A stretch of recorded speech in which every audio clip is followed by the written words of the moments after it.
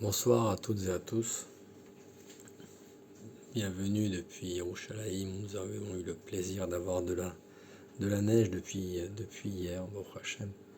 La ville a complètement changé d'aspect, très blanche, très claire, très lumineuse.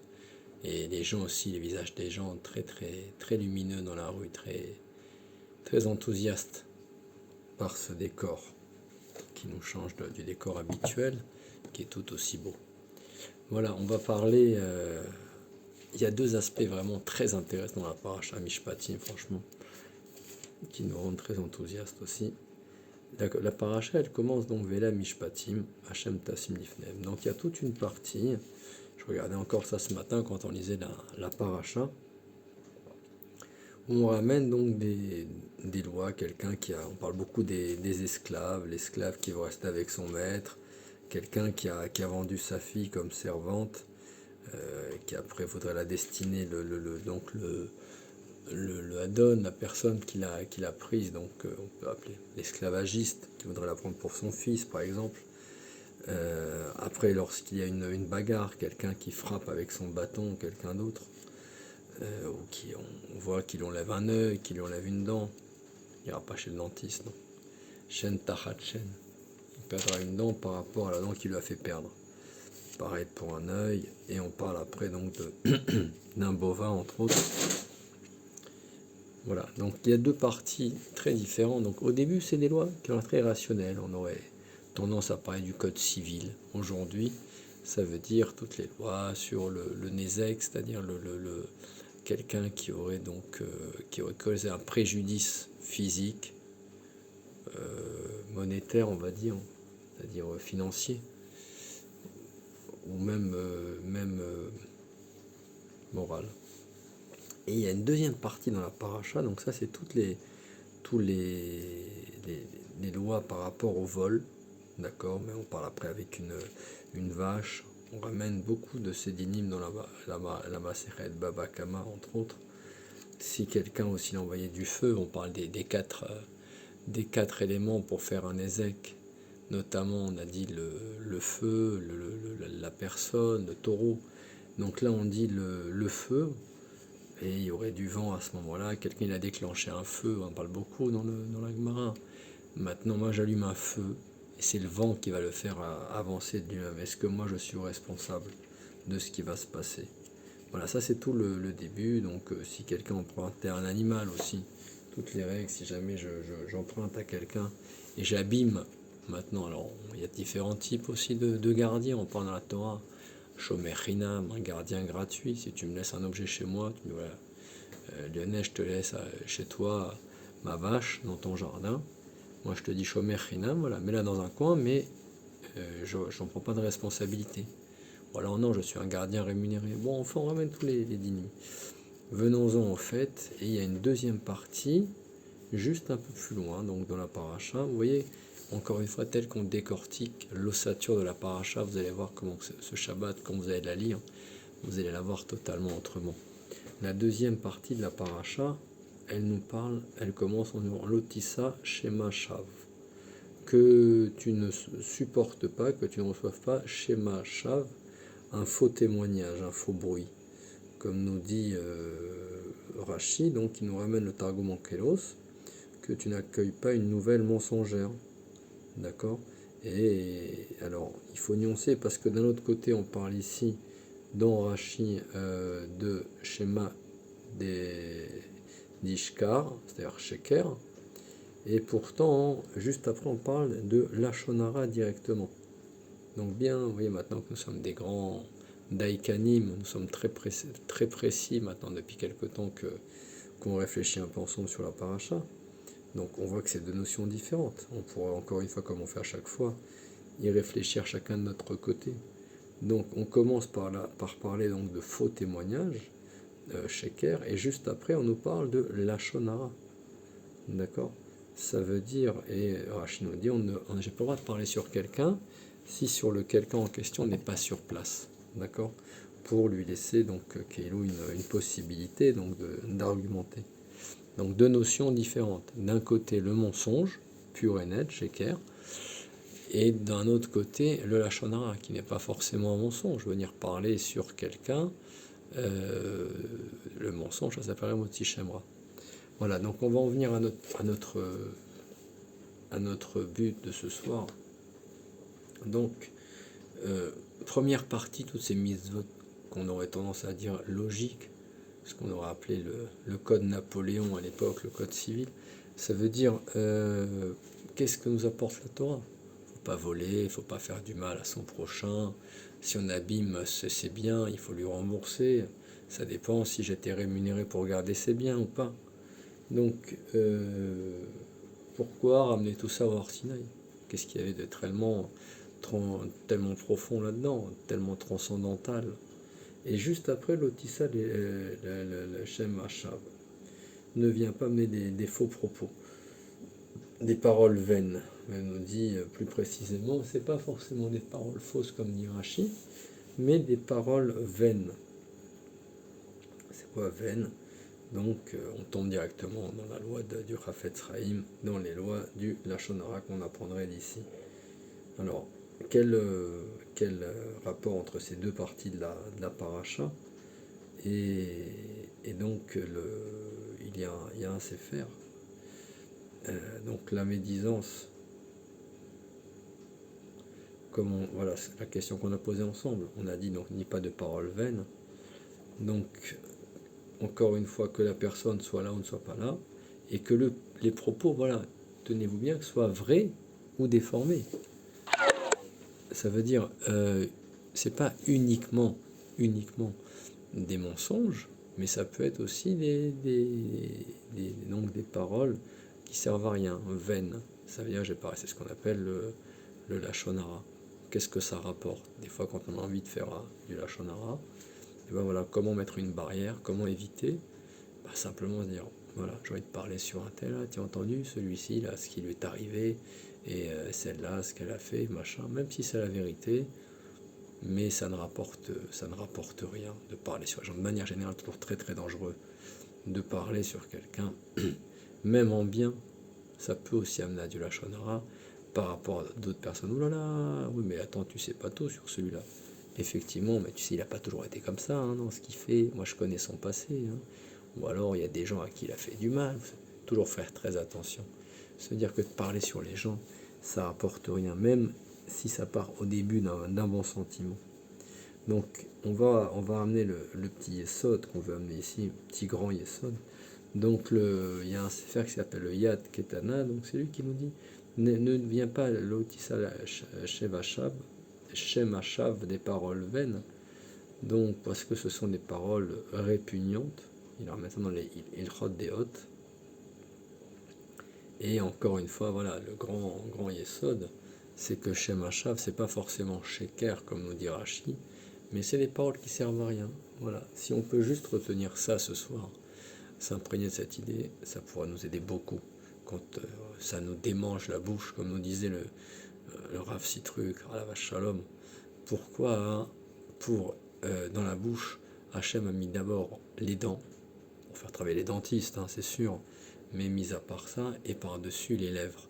Ça veut dire, le Rav Sitruk nous disait toujours, il y a besoin de deux protections face à la langue qui a une tendance à se laisser un petit peu aller pour parler un peu trop des fois, de manière vaine.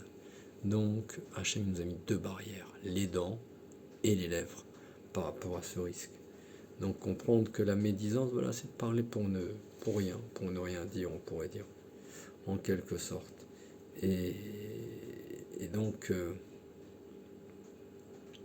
pourquoi la Torah, elle a accordé une tellement grande place?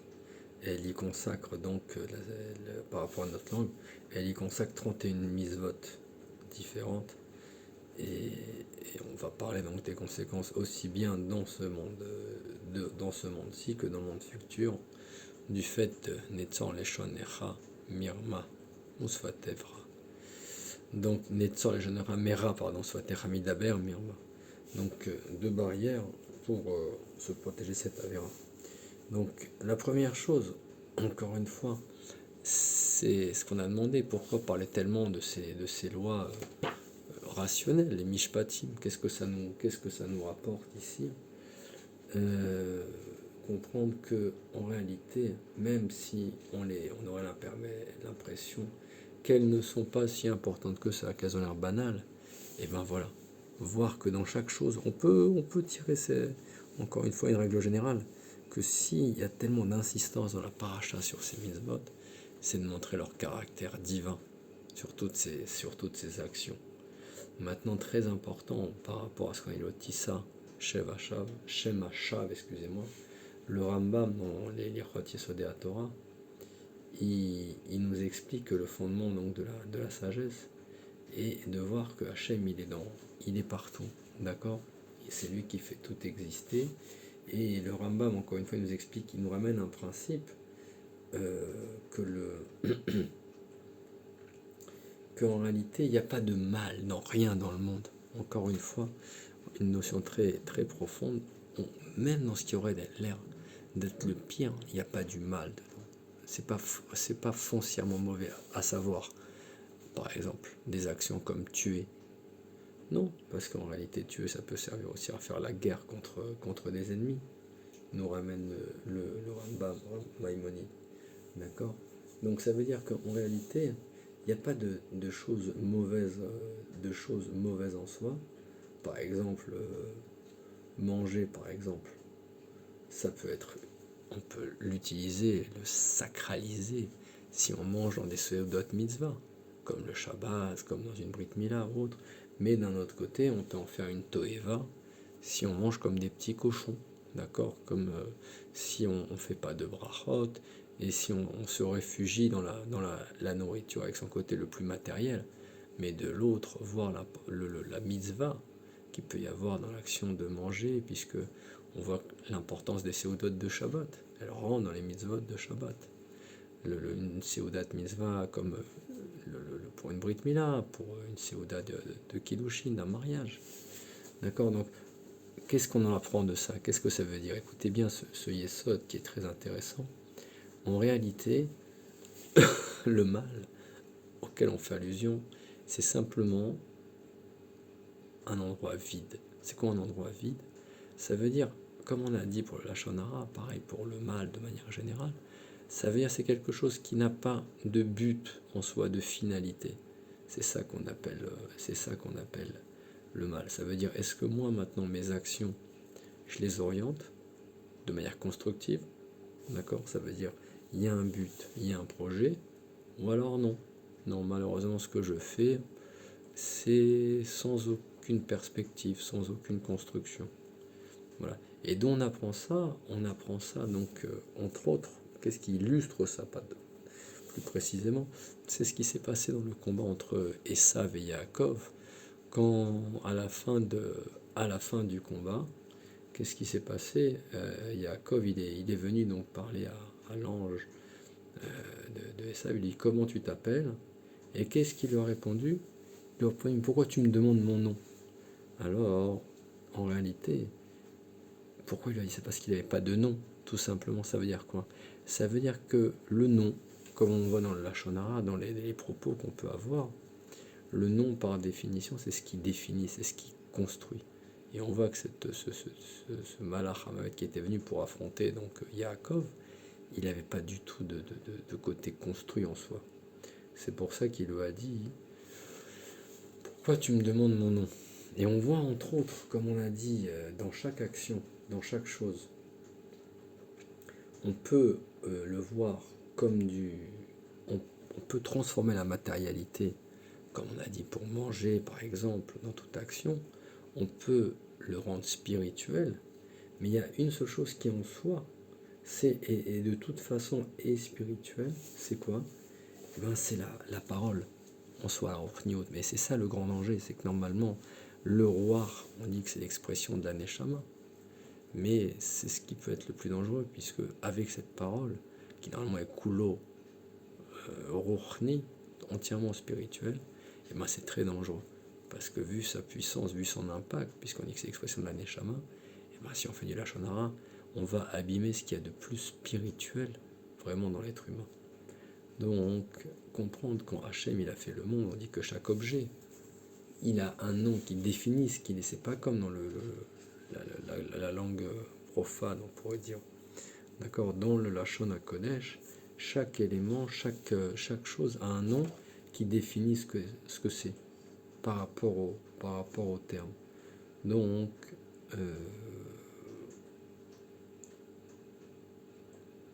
la force donc, du Yetzer Hara, c'est le Koach Adimayon. Qu'est-ce que ça veut dire? Ça veut dire, comme quand moi je fais du Lashon Hara, et ben me faire croire que ça me sert à quelque chose. Ça va m'amener à un but, en soi, Koach Adimayon. Et malheureusement, quand je vais faire Teshuvah, je vais apercevoir que je me suis complètement planté parce que ce que j'ai fait, ce Lashon Hara que j'ai fait, il m'a rien rapporté du tout en réalité. J'ai parlé sur le moment, j'étais content pour différentes raisons, parce que tout le monde m'a écouté. Je me suis rendu intéressant, tu sais, j'ai entendu dire sur un tel, telle et telle chose, tu sais. Qu'est-ce qu'il a fait? Il a mal agi, il a volé, tu sais ce qui lui est arrivé, il s'est fait attraper, ou alors comment il s'est comporté. Je l'ai vu même pas à la tefila celui-là le matin, tu sais. Il s'est même pas levé l'autre jour. Ou alors parler sur qui que ce soit, même des fois sur des proches. Juste pour se rendre intéressant. Koach Hadimayon. Ou des fois pour se soulager. Pourquoi? Parce que moi je peux essayer de me grandir, de me développer, ou alors non. J'écrase l'autre. Comme ça, même si moi j'ai fait aucun travail, eh ben, il est en dessous de moi. C'est pas moi que je suis au-dessus de lui, non, lui il est en dessous de moi. Ça c'est le Koach Hadimayon dans le Lashon Hara. Donc, et comprendre que le Gehinnom, en définition, c'est pas comme ce qu'on entendrait dans la civilisation profane, dans le feu, l'enfer, le paradis.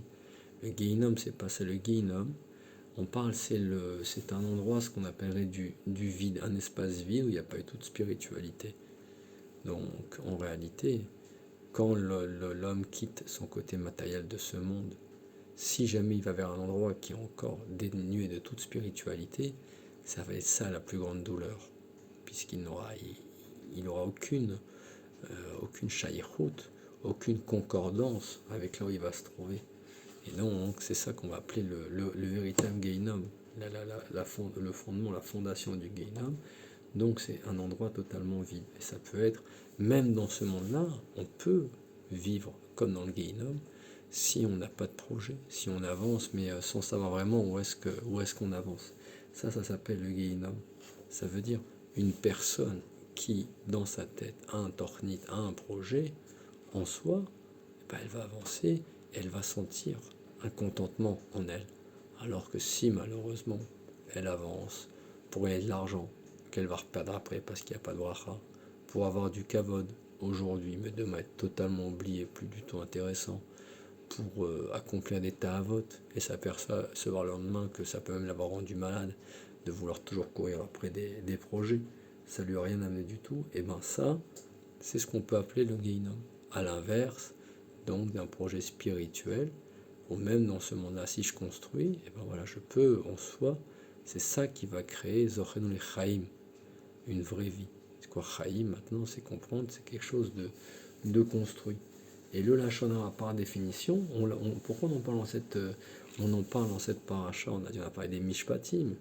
Et pourquoi on le rentre ici? Parce que en réalité, le Lashon Hara, il est un peu comme si Mishpatim. Qu'est-ce qu'on apprend? C'est très intéressant. Ou les Mishpatim, on pourrait dire, fais attention, hein. Tu crois que c'est des lois basiques, ne vole pas, tu sais, prends le code civil, c'est noté, les goyim connaissent tout ça. Non, il y a un côté divin là-dedans. Même dans les Mishpatim, il y a un côté divin. Et donc, pareil, le Lashon Hara, en réalité, sans faire de jeu de mots, il a un côté qui peut être dans les lois logiques, mais aussi dans ce qu'on appelle les lois divines. Les lois logiques, pourquoi? Parce que comme on a dit, quand je fais du Lashon Hara, en réalité, eh ben, je vais casser l'autre, je vais faire de la délation. Et ça, c'est tout ce qui est en soi le plus destructif. D'accord? Puisque je ne respecte plus l'autre, je le détruis, il ne représente rien. Donc ça, au niveau civil, on le comprend, comme quand moi je casse le bien ou je vole le bien de l'autre, dans une société normale où on ne peut pas vivre comme ça, d'accord? Il y a un manque de civisme, on pourrait l'appeler, ça ne pourra pas marcher. Ça, c'est le danger de, comme quand moi je vais casser le bien de l'autre ou le voler, ben pareil que le Lashon Hara. C'est une manière aussi de casser, de prendre le bien de l'autre, puisque l'autre, je le détruis, je le casse. D'accord? Donc la personne qui va se préserver du Lashon Hara Netzor leshoncha mera usfatecha midaber mirma. Ça veut dire obligatoirement qu'en moi maintenant, puisque Hachem il a insufflé depuis Adam Arishon, il a insufflé donc la neshama dans une personne, ce qu'on appelle, le Talmud Kelos appelle ça le nefesh achaya, ou le roi Hamemalea, le souffle Memalela, le souffle de parole, pour montrer ce lien entre la parole, d'accord, et la neshama, d'accord. Le Chafetz Chaim il explique aussi donc dans le Yerushalmi que la récompense pour le Limud HaTorah, elle est aussi importante que celle de toutes les autres mitzvot. Et de la même manière, la punition de la Shonara, elle est aussi grave que celle de toutes les autres mitzvot. Toutes les autres avérotes, pardon, Mechila. Alors, comme on a dit tout à l'heure, comprendre que la plupart des mitzvot, c'est quoi? C'est rendre spirituel, rendre le côté spirituel de toute chose matérielle. Et bien, le Limud Torah, où il n'y a aucun côté matériel là-dedans, d'accord? C'est pas comme on a dit, manger, mettre des tefilines qui ont été faits avec la peau d'un animal, mettre des tzitzit, sonner du chauffard, aller dans une soukha. Dans tout ça, on voit un côté matériel. Il y a une seule action, écoutez bien, ça on conclura là-dessus, qui est kulo rochni, c'est le Limud HaTorah. Là, il n'y a rien de matériel là-dedans, ça n'existe pas. Il n'y a pas de tavot, il n'y a pas d'envie, il n'y a pas de bien matériel, il n'y a pas de satisfaction au niveau du corps, au niveau des sens. C'est purement spirituel et c'est ça le danger. Ça, c'est la plus grande des mitzvot, mais d'un autre côté, ça peut amener la plus grande des avérotes, le lachon hara. Si j'utilise pas ma bouche à bon escient pour étudier et que pour ça, mais je fais du lachon hara avec, eh ben, je vais utiliser le keli, l'ustensile le plus spirituel, et c'est ça le danger. D'accord?